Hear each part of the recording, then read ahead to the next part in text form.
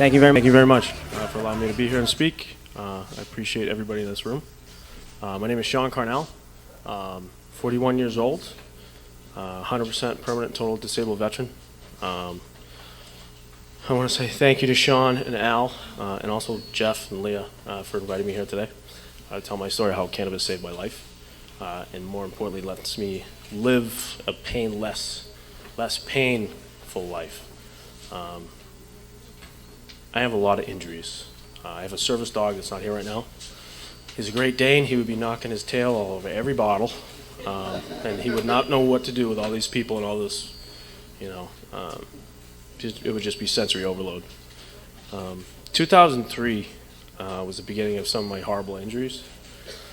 I was the third car in a left turn lane on a highway in North Carolina.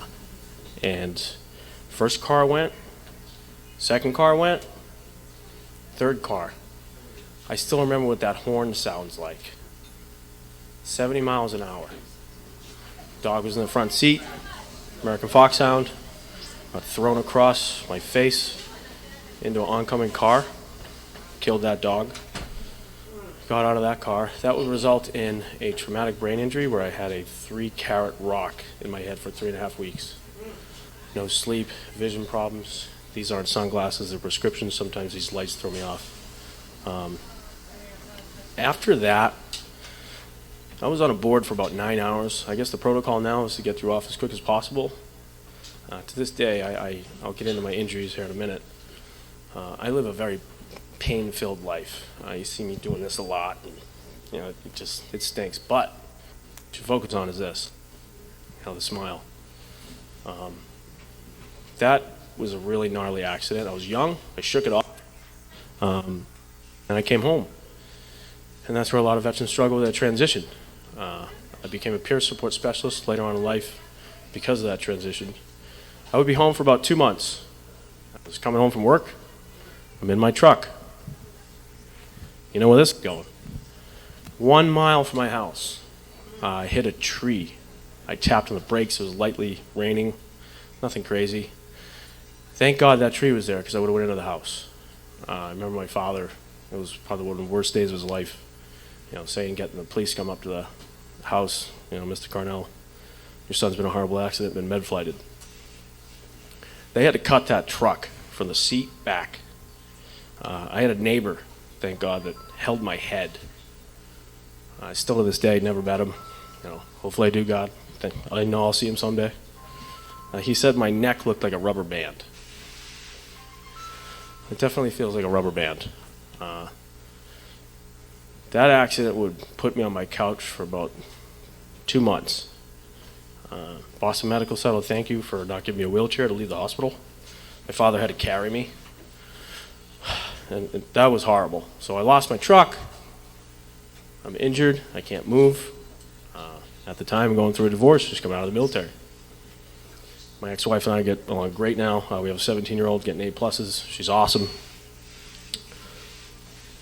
I didn't understand what you just said. Stop. I said wrap it up quick. Okay. Anyways, I'll try to wrap it up quick. That would put me into homelessness. Not homelessness, sleeping on a couch, 9 months. I would pay attention to that, and it would have a huge hand into my outreach of being a peer support specialist. I couch surfed for 2 months, and then I lived in Boston Common. And the only way I could survive is when I got a bartending job, barbacking job. I got $150, sat down in the park, saw a Boston Sports Club. Said, hey, there's a shower. I can shower at the gym. Let me go get a gym membership. Let me survive. Kick, scratch, clawed. Came out of that. That was great. Hits kept on coming. 10 years ago by, I would get a little sore, and I would get a phone call one night. I was the Elevators Union. Life's great, making a ton of money. My friend Doug called me. He said, Sean, what are you doing? I said, I'm watching some UFC fights. He said, I need you to sit down. I said, okay. He said, your best friend Ray just killed himself. That day changed my life drastically. I have a tattoo in my hand. I never thought I'd have a tattoo in my hand. I have great parents, but it's a memory of him. Because I drive with that hand. Don't do that.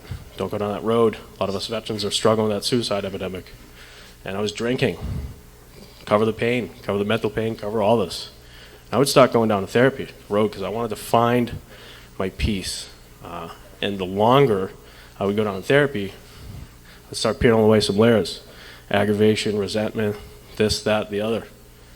And then I would get a therapist that would let me unlock a bomb, which really has a hand in why I do peer support stuff now, especially for kids.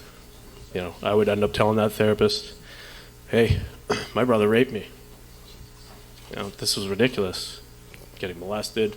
I was a kid that in DCF should have pulled me out of my house. I had a lock on the fridge, lock in the freezer. We had a dog who had fleas so bad that she scratched all the skin from her ass all the way down to her legs. Piles of dog shit just to get to the washer and dryer. It was horrible.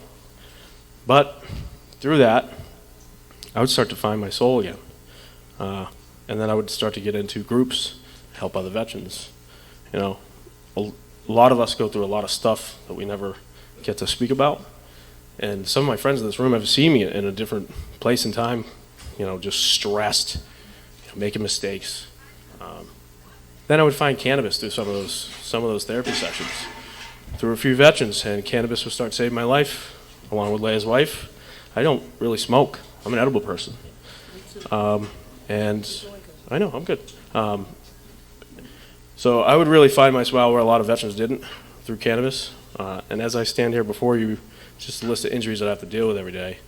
Traumatic brain injury, PTSD, 2 left shoulder surgeries, can't feel my left arm, right shoulder surgery, 4 patella tendon tears in my left knee, left hip surgery, radiculopathy in the upper and lower extremities, cervical stenosis, cervical osteoarthritis, spinal canal narrowing, degenerative disc disease, 2 fractured L5s. The list goes on and on.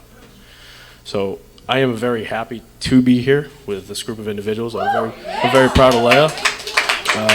I'd like to leave you with 2 sayings that I think apply to most people in this room, and then one to you directly. And there's a gentleman that I watch regularly for strength. He's a motivational speaker. His name is Michael Crossland. And he tells his life story coming through adversity. At the end, he says something to the effect of, each one of us, every single day, have the ability with the air we breathe to get up and do something that your future self will be proud of. And I think every person in this room is doing that. And one in particular for you is a veteran who I was lucky enough this year, Travis Mannion. He's not here with us anymore. He died overseas. He was a Marine. I was able to give his father his DOD plaque. There's only one person in the world that can do those. That guy's my friend. His name's Doug Pickle. He lives in Michigan.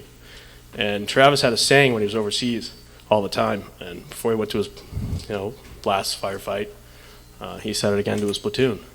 And I think it applies directly to you. If not me, then who? And I think you should think about everything every single day. And I'm very proud of you for what you've done.